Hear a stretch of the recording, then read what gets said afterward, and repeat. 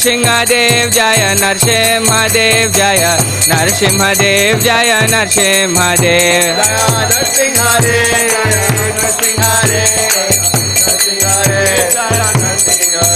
Jaya Prahlad Maharaj Jaya Prahlad Maharaj Jaya Prahlad Maharaj Jaya Prahlad Maharaj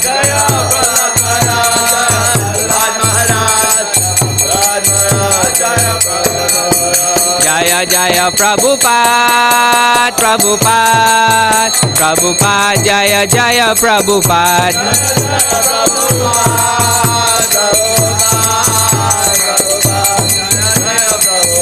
Jaya Jaya Prabhupada Prabhupada Prabhupada Jaya Jaya Prabhupada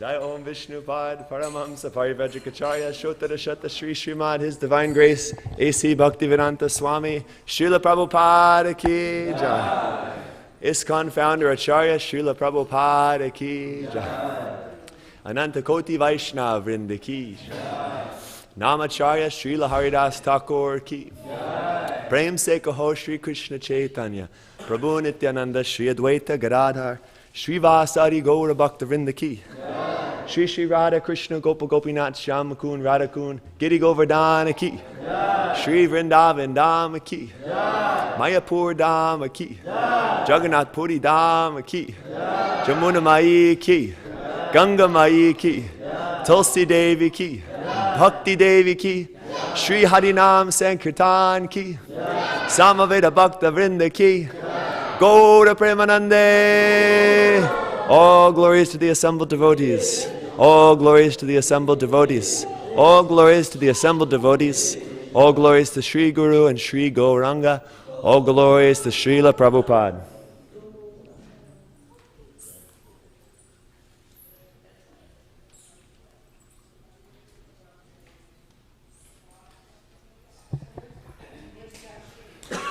Hare Krishna, dear devotees, thank you. Jai Shri is not feeling well today, and His Grace Brhat-Mrdanga Prabhu has agreed to give us an impromptu class, so thank you so much, Prabhu. Hare Krishna. Shri Prabhupada Ki Jai.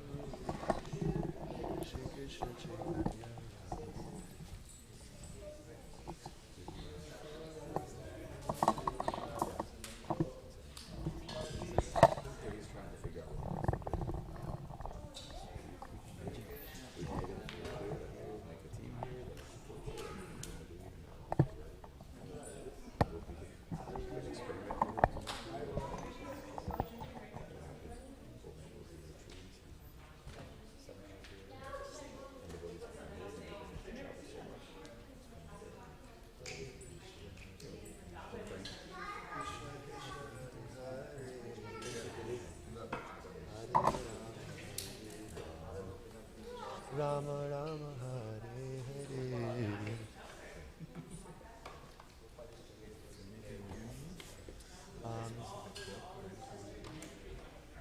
I can use my phone. Okay. Yeah. All set. Thank you. Thank you for the Hare Krishna, Hare Krishna.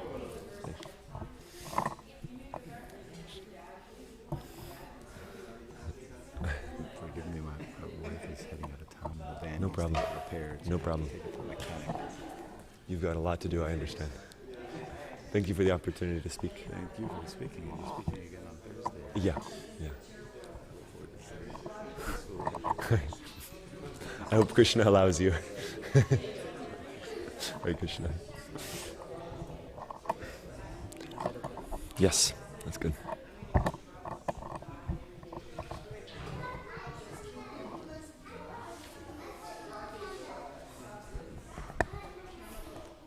Okay.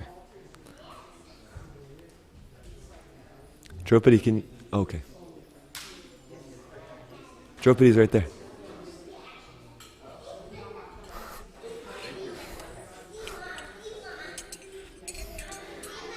Jaya Radha Madhava Kunja Bihari Gopi Janavalabha Girivadadari Radha Madhava Kunja Bihari Gopi Janavalabha Girivadadari Jaya Radha Madhava Kunja Bihari Gopi Janavalabha Girivadadari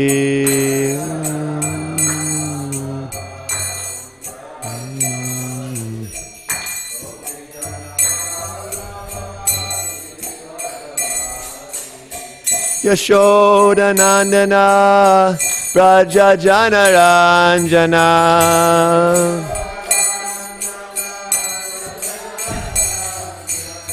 Yashoda Nandana Braja Janaranjana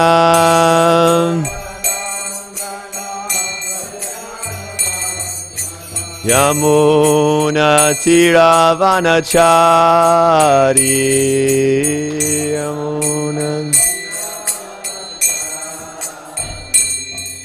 Yamuna Tiravanachari Jaya Radha Madhava Kunja Bihari Gopi Janavalabha Girivadadari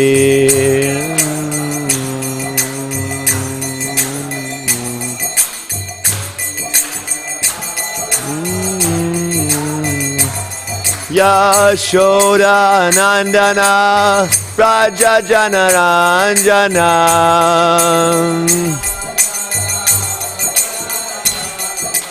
Yashoda Nandana Braja Janaranjana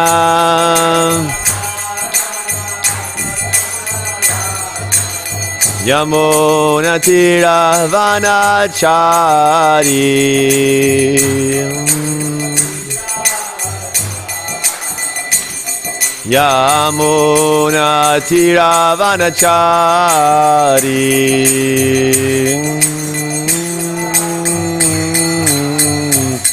Jaya Radha Madhava Kunja Bihari Gopi Janavalabha Girivadadari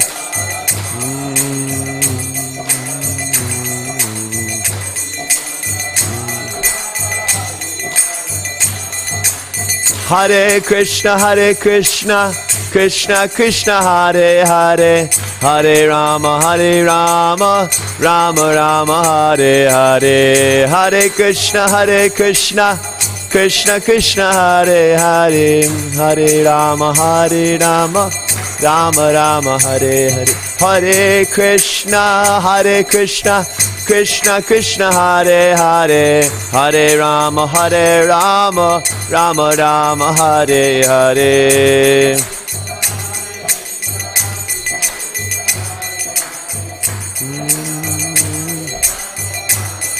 Hare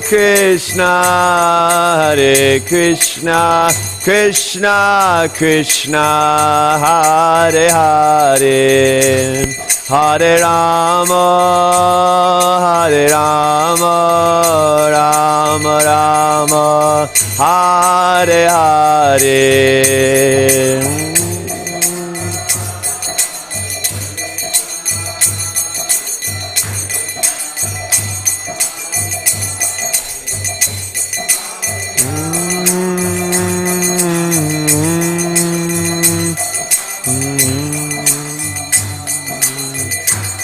Hare Krishna, Hare Krishna, Krishna Krishna, Hare Hare, Hare Rama, Hare Rama, Rama Rama, Hare Hare.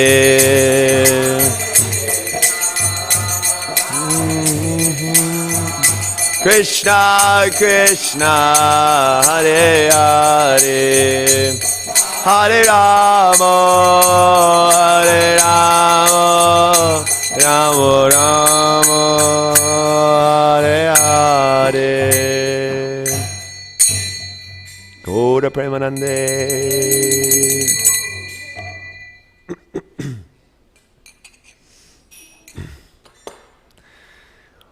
Om Namo Bhagavate Vasudevaya.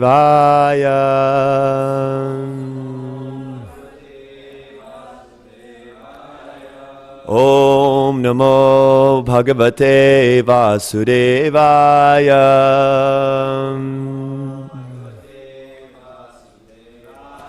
Om Namo Bhagavate Vasudevaya.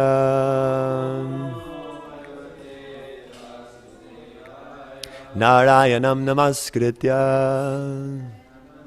Naram Chaiva Narottamam Devim Saraswatim Vyasam Tato Jayamudirayet Nashta Prayeshu Abhadreshu Nityam Bhagavata Sevaya Bhagavati Uttama Shloke Bhaktir Bhavati Naishtiki. Hare Krishna, dear assembled sages, thank you for being here.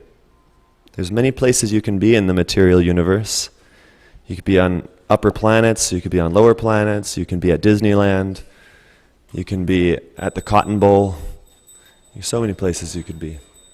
But you chose to come here. You chose to come here, so thank you. Hare Krishna. So, I want to speak on and discuss with all of you this wonderful verse from the 4th canto of Srimad Bhagavatam. It's about cooperation. Does anyone think cooperation is an important principle? Not many of you seem to think it's an important principle. Yeah, it's difficult. In theory, it sounds nice. Yeah, we should cooperate. But then when someone's really getting under your skin, when someone's pushing your buttons, then cooperation is quite an austerity. So this verse comes at the end of the 4th canto. It's where, maybe you can help me, Gokulanda Nanda Prabhu, identify it. So, yes, the Prachetas, the sons of King Prachinabarhi, they do these intense austerities for 10,000 years, I believe. And they go to this huge lake and they submerge themselves underwater and they are preparing themselves to rule, to be ideal kings and fathers, husbands. And so they're preparing and purifying their hearts. And they happen to meet Lord Shiva, who gives them these wonderful prayers that they can recite and please the Supreme Lord. And by their doing this, actually Lord Vishnu himself appears after the end of their austerities. And in this verse that we will read, Lord Vishnu is saying, I'm so pleased with you because of your cooperative spirit, because you're all so friendly with each other. So I believe it's chapter 30. Okay. Bear with me just for one moment while I pull it up.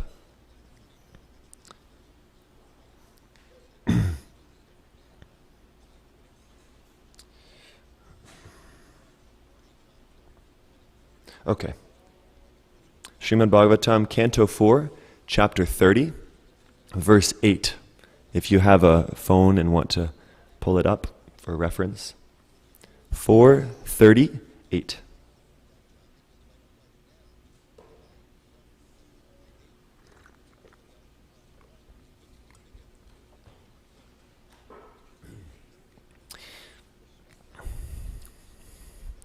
Does anyone need more time to pull it up? Okay.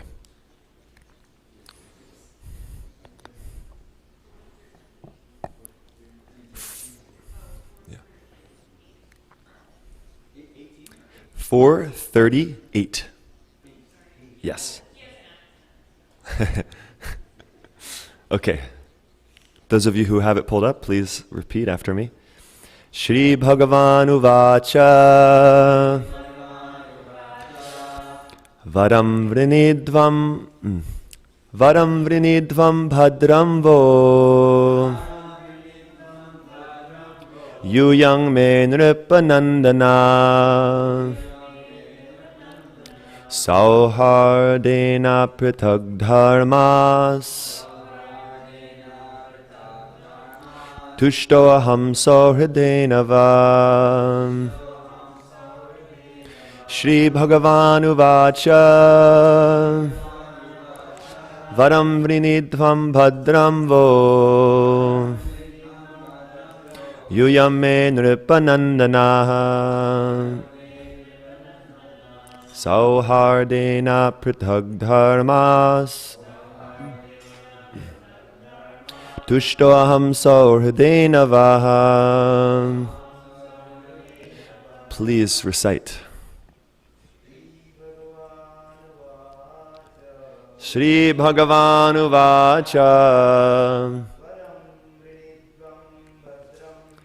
Varang Vrinidvam Bhadram Vo Yuyam Me Nripanandanaha Sauhardena Prithag Dharmas Tushto Aham Sauhridena Vaha. Shri Bhagavan Uvacha Varang Vrinidvam Bhadram Vo Yuyam Me Nripanandanaha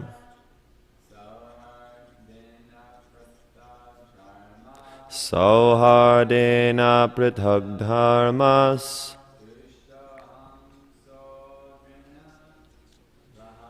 Tushto Aham Sauhridena Vaha.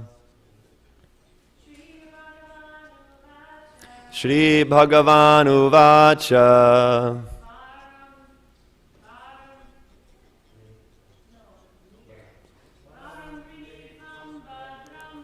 Vadam Vrinidvam Bhadram Vo Yuyam Me Nripanandanaha Sauhenardha Prithag Dharmas Tushto Aham Sauhridena Vaha.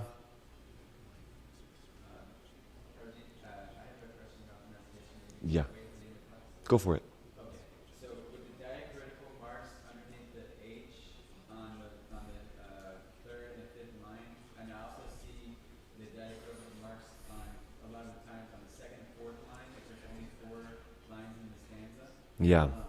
I think I heard somebody say that we should add the consonant A or whatever the consonant is, we add it on the end of the H. That's what I've heard as well. Yeah, it's like aha or aha. Yeah, but my question is, sometimes we see a diacritical mark God underneath like the word in the middle of the stanza With an H. with an H or something, and so is it always the case that we carry the consonant over past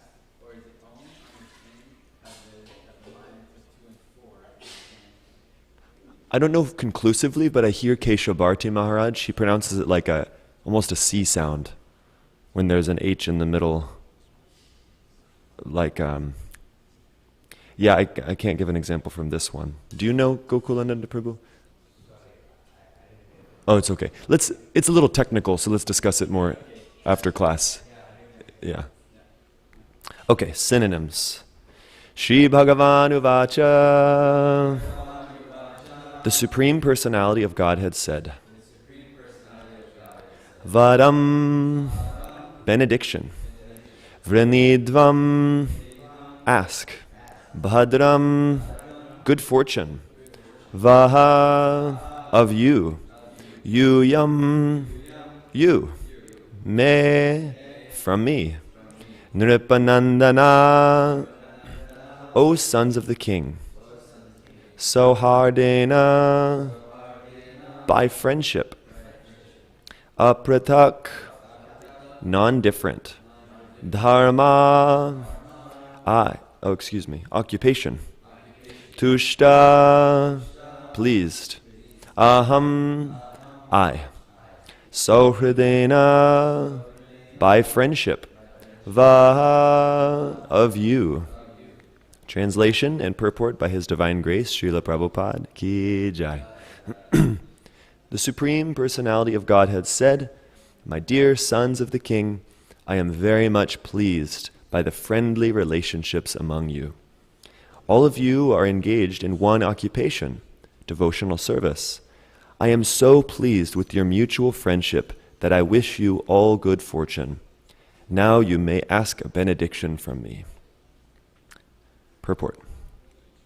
Since the sons of King Brhat-Mrdanga were all united in Krishna consciousness, the Lord was very pleased with them. Each and every one of the sons of King Brhat-Mrdanga was an individual soul, but they were united in offering transcendental service to the Lord. The unity of the individual souls attempting to satisfy the Supreme Lord or rendering service to the Lord is real unity. In the material world, such unity is not possible. Even though people may officially unite, they all have different interests. In the United Nations, for instance, all the nations have their particular national ambitions, and consequently, they cannot be united. Disunity between individual souls is so strong within this material world that even in a society of Krishna consciousness, members sometimes appear disunited due to their having different opinions and leaning toward material things. Actually, in Krishna consciousness, there cannot be two opinions. There is only one goal, to serve Krishna to one's best ability. If there is some disagreement over service, such disagreement is to be taken as spiritual. Those who are actually engaged in the service of the Supreme Personality of Godhead cannot be disunited in any circumstance. This makes the Supreme Personality of Godhead very happy and willing to award all kinds of benediction to His devotees, as indicated in this verse. We can see that the Lord is immediately prepared to award all benedictions to the sons of King Brhat-Mrdanga. Om Agyana Timirandasya Gyananjana Shalakaya Chakshurun Militam Jena Tasmai Shri Gurave Namaha Vanchakalpatarubhyascha Kripa Sindhubhya Evacha Patitanam Pavanebhyo Vaishnavebhyo Namo Namaha. So I'll read this translation again. It's so sweet. The Supreme Personality of Godhead said, My dear sons of the King, I am very much pleased by the friendly relationships among you. All of you are engaged in one occupation, devotional service. I am so pleased with your mutual friendship that I wish you all good fortune. Now you may ask a benediction of me.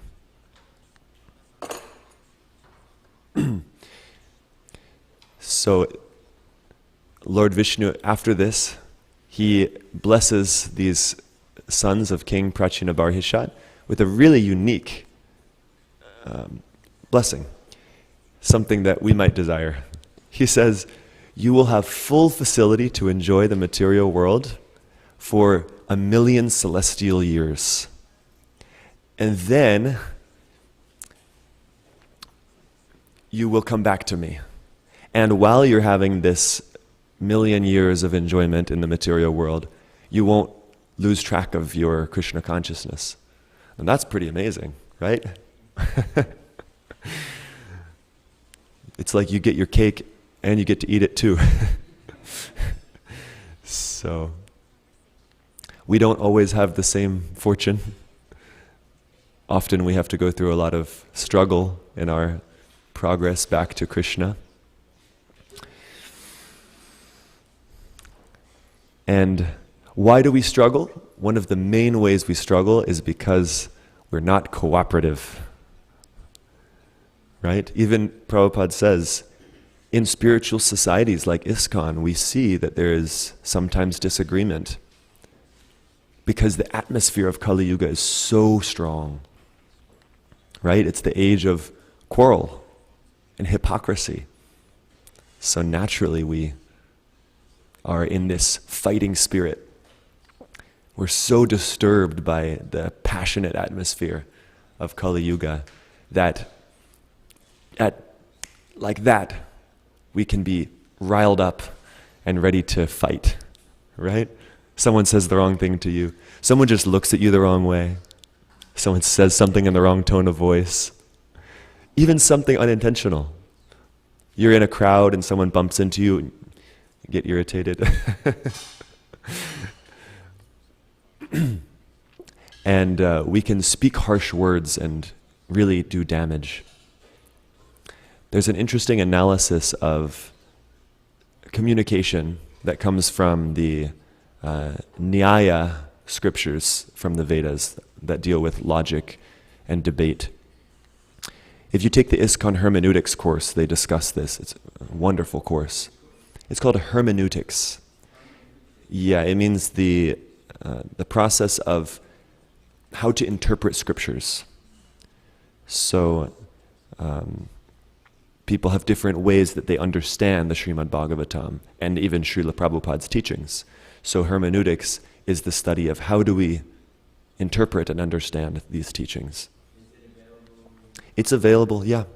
You can take it. It's a wonderful course. It's meant to help us be more Brahminical and to have nice cooperative dialogues with each other. So definitely, please take this course if you haven't. I've taken it twice now and I'm ready to take it more, because it's so insightful and really important for the future of this movement.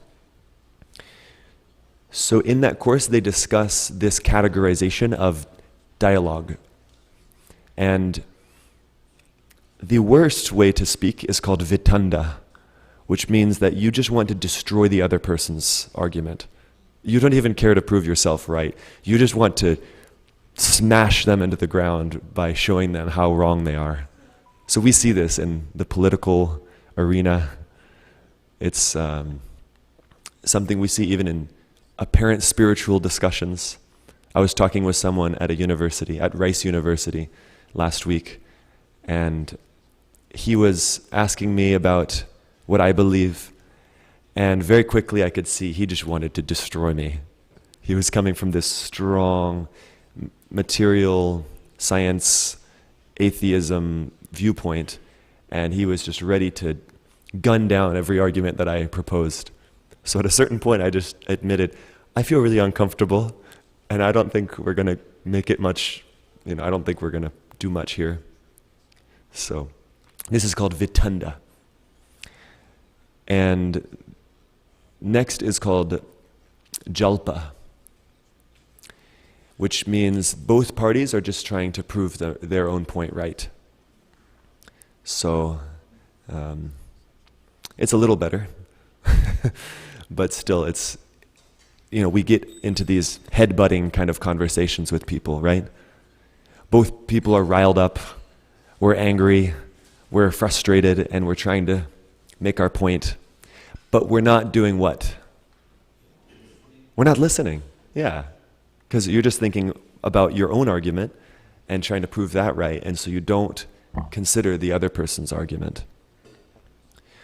So what we should strive for is actually what Krishna says he is. In the Gita, he says that something like vadaham. Vada is the Brahminical way of discussion. And it's where both parties are trying to seek the truth and they're honest. So in this kind of discussion, you will admit when you're wrong. You have a point that you're trying to prove, but if somebody else proves a superior point, then okay, yeah, that makes more sense. So it takes humility. It's actually really foolish to consider that we don't think in this way all the time. Because what can we really know with our tiny brain? You know, how much perspective do we really have? We can see so little.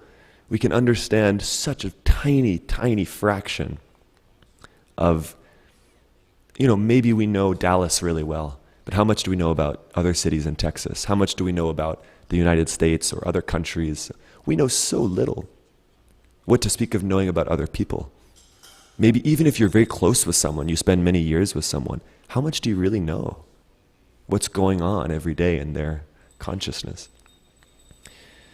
So, Krishna says, I am this type of speech, vada, where we're seeking the truth. And this is a cooperative spirit, that we're here working together to find what's true. I'm not so concerned with proving myself right. Let's just work together and reach the highest goal. And then it's beneficial for both, right? So this is how cooperation looks in communication.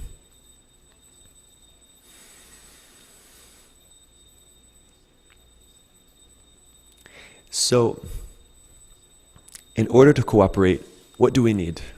What are some qualities that we need in order to cooperate? Open mic. Shout out a quality. You can just say it if you don't have the microphone. Humility, yes? I'll just repeat it. Say whatever word it is.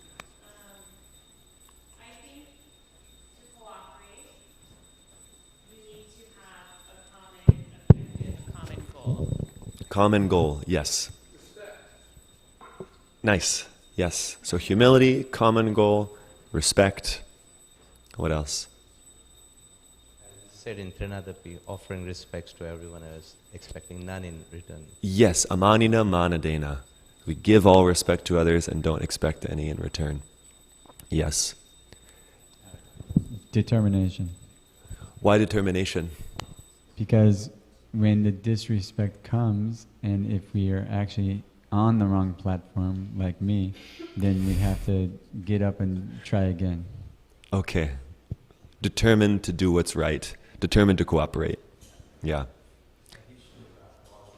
Tolerance. Yes. Because sometimes others won't cooperate with us. And so we have to tolerate that. And go on setting the right example. And then praying and hoping that this person will one day see the benefit of cooperation. Yes. So, trust. Yeah, we definitely need trust to cooperate with each other.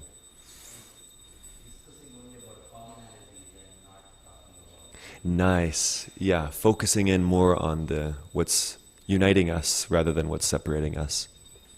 Although, yes? Yes, desire to understand the absolute truth and desire to understand the other person. Yeah, thank you. So these are some of the qualities we need to develop in order to cooperate with each other. And what did Srila Prabhupada say just before he was leaving this world? Your love for me will be shown by how you cooperate with each other. Yes. The whole purpose of Krishna consciousness is to please Krishna and to please the spiritual master.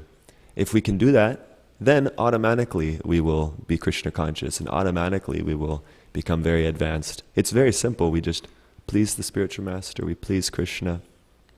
And Lord Vishnu here is saying that he's so pleased with these sons of the Prachetas because they have these friendly relationships with each other. And you can just tell with a sober experience what it's like to not cooperate and how dramatic things become, how annoying, how frustrating, how we don't really progress towards our goals, versus when we do cooperate, how sweet it is, how wonderful it is. Walking into a temple room of devotees who you have good, trusting relationships with, who you care about, how sweet is that? Kirtans are so much better when you're cooperating, right? But if one person's just trying to, change the beat without considering what the other person wants, and one person's trying to change the melody, some person's annoyed and standing in the back, and how good is a kirtan like that? So you can just tell from experience that cooperation is superior. So why don't we cooperate? What holds us back from cooperation? Again, opening it up. False ego. Yeah. Okay. Yeah. Ignorance, yes. Yeah, yes. Desire for profit, adoration, distinction. Aha, okay. Yes. Right. We want to be the one who knows what's right. We want to be the one who is the leader and the best one around. Yeah. So why else don't we cooperate with each other? Aha. Because we're envious. Yes. So, we know it's better to cooperate, and yet it's very difficult to cooperate. So what do we actually need to do? How can we overcome this lack of desire to cooperate? Identifying one's disease and then praying to the Lord and focusing on the treatment to cure the disease. Yes. Yeah, there's a wonderful prayer. I don't know where it's from. It's posted on the outside of the Vrindavan Institute for Higher Education, right by the Goshala there. And it's a prayer to Srimati Radharani. Pashandi aham aho nityam. It says, I am eternally a pashandi, which is an offensive person, a blasphemous person, an envious person. Pashandi. Pashandi aham aho nityam. Aho. Oh, this prayer is calling out, oh Radharani, I'm such a jerk. Pashandi aham aho nityam. Paraparada dharmakam. This is so interesting. It's my nature, it's my dharma to offend other people. Para is other people. Paraha paradha, to make offenses to other people. Dharma is my dharma. Isn't that interesting? So we might see, wow, how often does my mind criticize other devotees? As much as I try, as much as I know the harm, aho, nityam, I'm always doing this.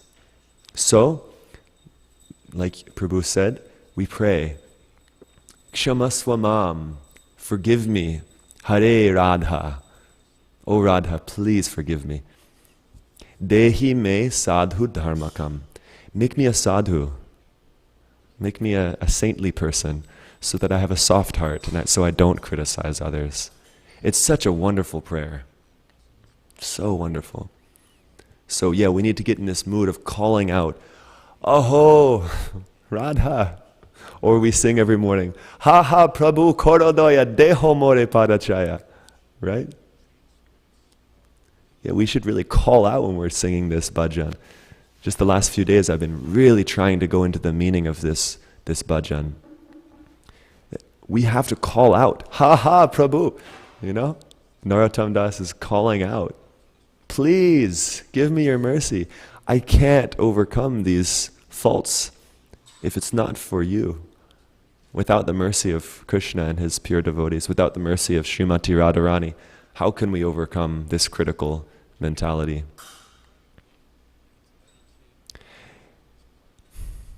And if we want the greatest joy, the greatest unlimited bliss, anandam buddhivardhanam, pratipadam purnam ritaswadanam, this unlimited increasing ocean of bliss, every step you're tasting full nectar, sarvatma snapanam, it's a shower on all beings of pure nectar.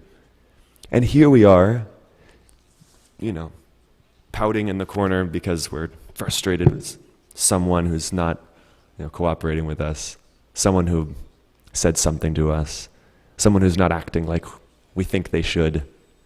We're missing out on this ocean of bliss. And kirtaniya sadahari, if we develop these qualities of tolerance and humility and respect, we can always be immersed in this ocean of bliss. So how unfortunate we are that we're sitting here kicking and screaming as Krishna's he's saying, there's a party over here, what are you doing? Why are you just pouting? Why don't you come join me? So we should really long to have this.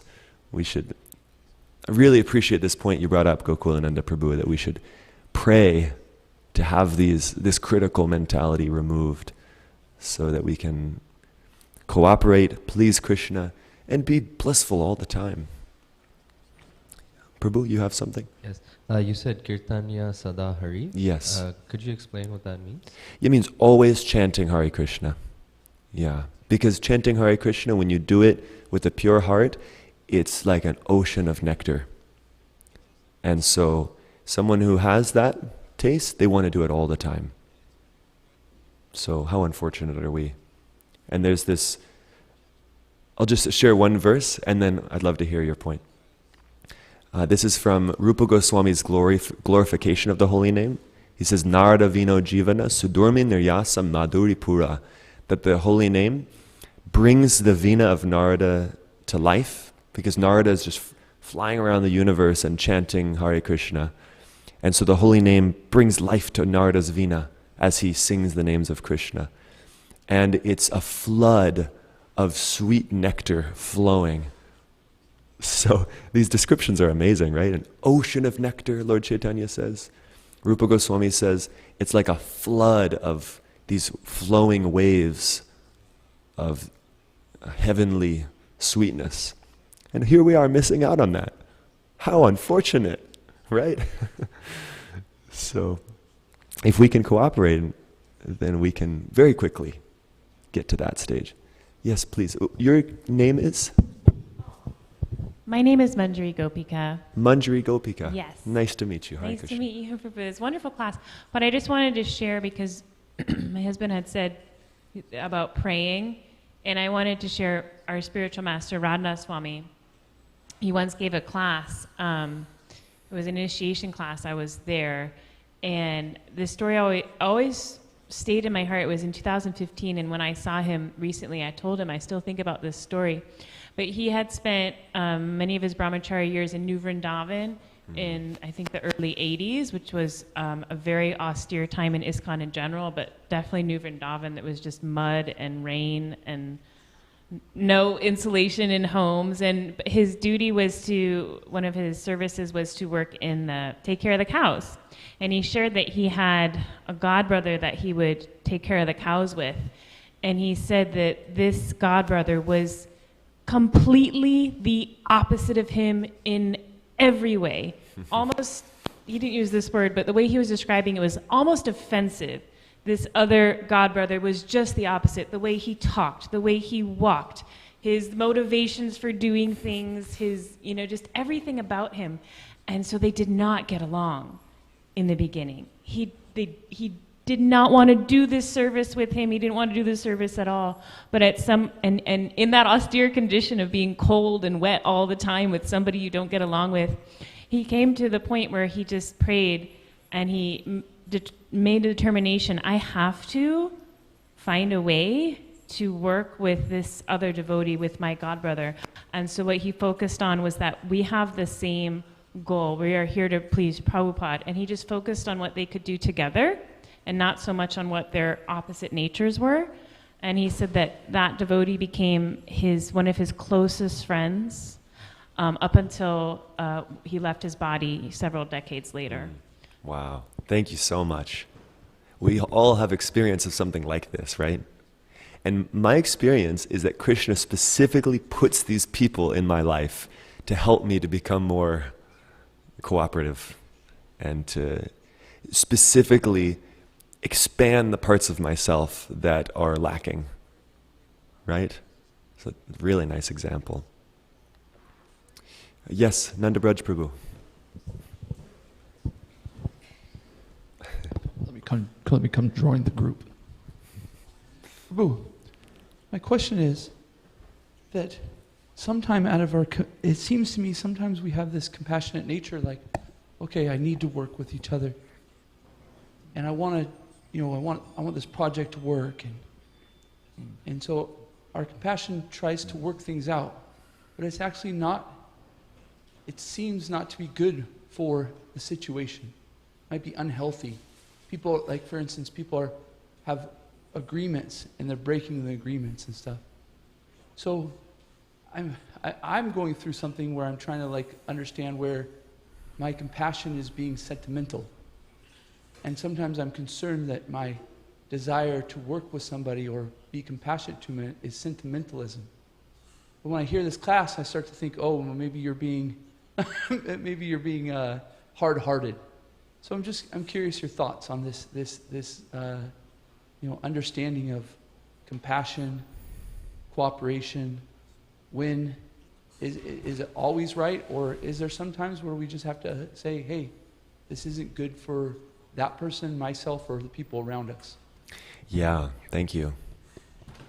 It reminds me, Keshava Maharaj on Sunday morning quoted this study of the most compassionate people, and paradoxically, they're the ones who are able to set boundaries the best. So, yes, we're striving to be compassionate, but a Madhyama Adhikari with an envious person doesn't associate. And they'll set a strong boundary and say, I respect you, but I'm not going to be close to you. Just like we might love tigers, but we're not going to spend time with them. But then when it comes to agreements, community agreements, if people are breaking the community agreements and we're not upholding that, then it dissolves the fabric of the whole community, because the community is rooted in principles. And if we're allowing people to just totally disrespect those principles, then others will see that disrespect. They'll see that the leaders aren't doing anything about it, and then nobody will follow the principles. So to be compassionate, like a Kshatriya, sometimes has to be strong, and they will kill if someone is going to cause harm to others.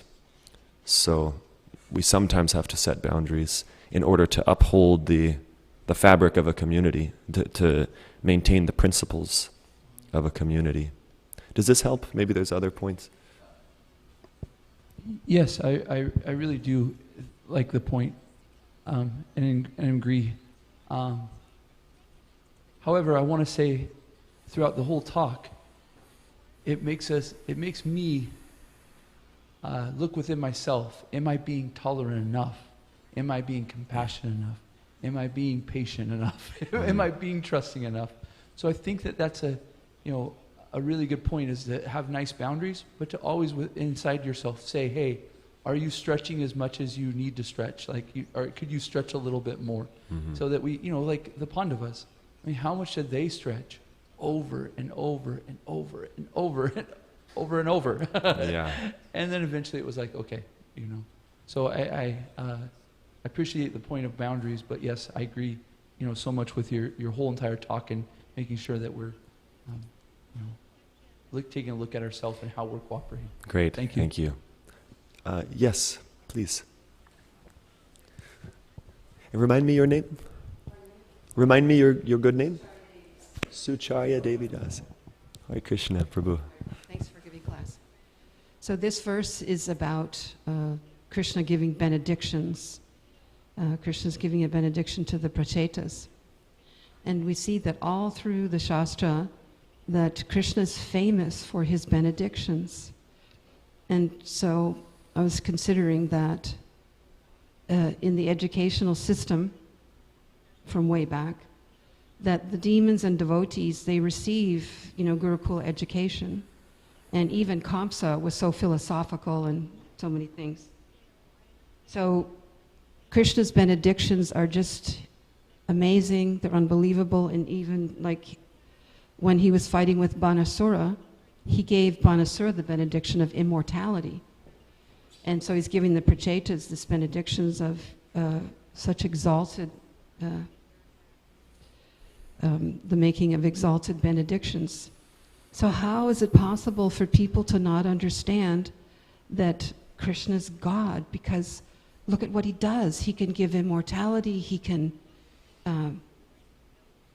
even in the story of Banasura, the benediction is that if one remembers this fight between Lord Shiva and Krishna and Banasura and takes pleasure in the victory of Krishna in the morning, that they will never experience defeat anywhere in their struggle of existence. So I'm just wondering, how come people don't get it when it's so obvious? It's a good question. Krishna is so amazing. How could you not believe he is the supreme? Like, Putana came to kill him, and he gave her such an exalted position in the spiritual world. Who is a more worshipable Lord than Krishna? Yeah. Well, any thoughts? Why do people not accept Krishna as the supreme Lord? Krishna says that, right? Naham prakasha sarvasya yoga maya samavrata. Krishna's illusory potency is covering their intelligence. His illusory potency is covering them. Yeah.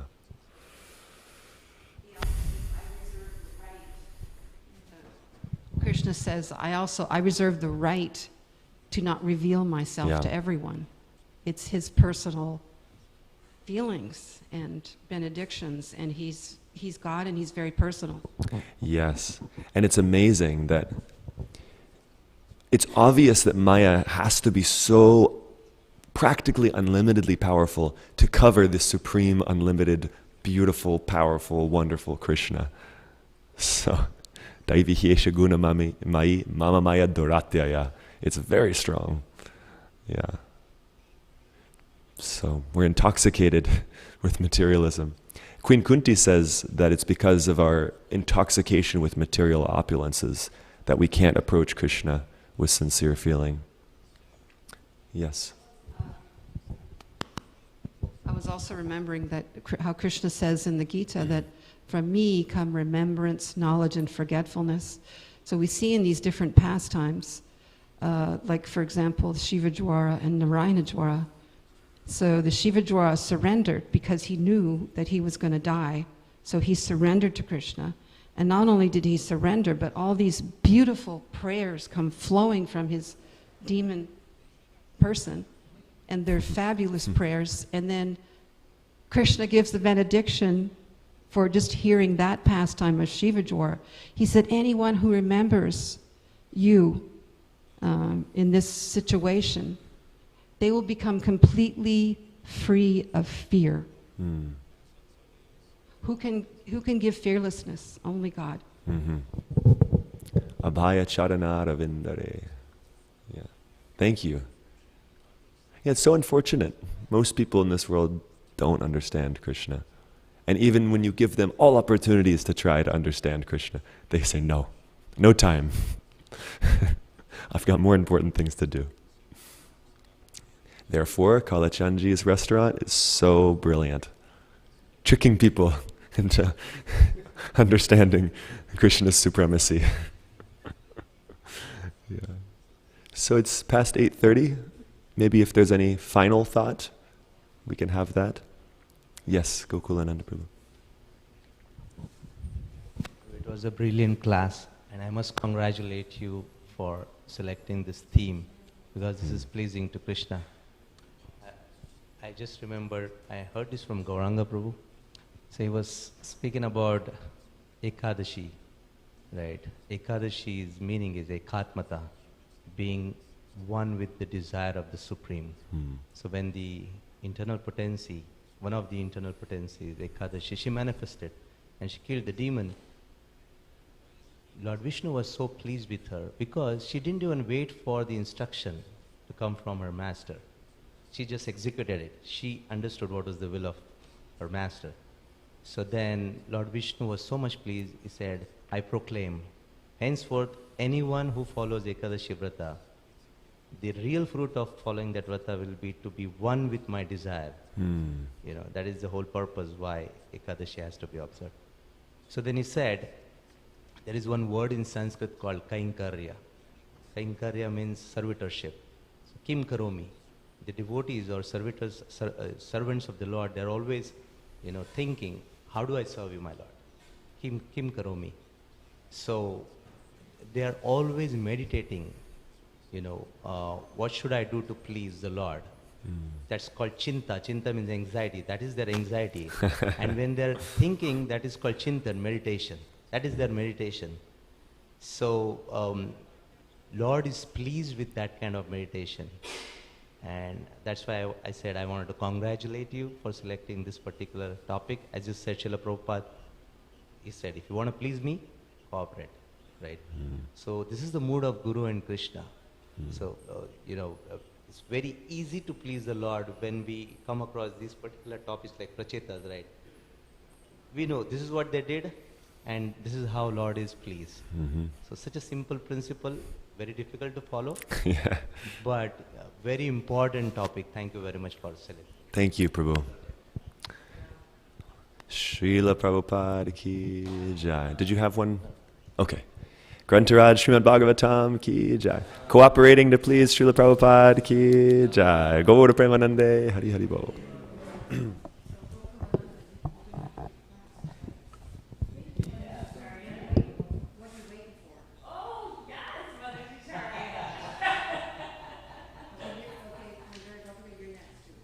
You don't give classes? Yeah, thank you. It was so much pleasing to the heart because you're thinking from the mission perspective.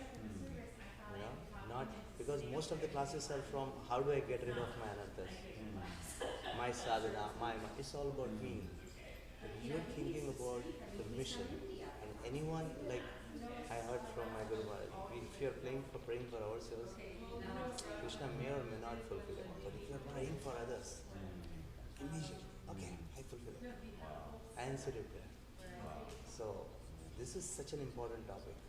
Like Bhakti Chara Swami always spoke about integrity to his cooperation. I just remembered, if we have time, I had a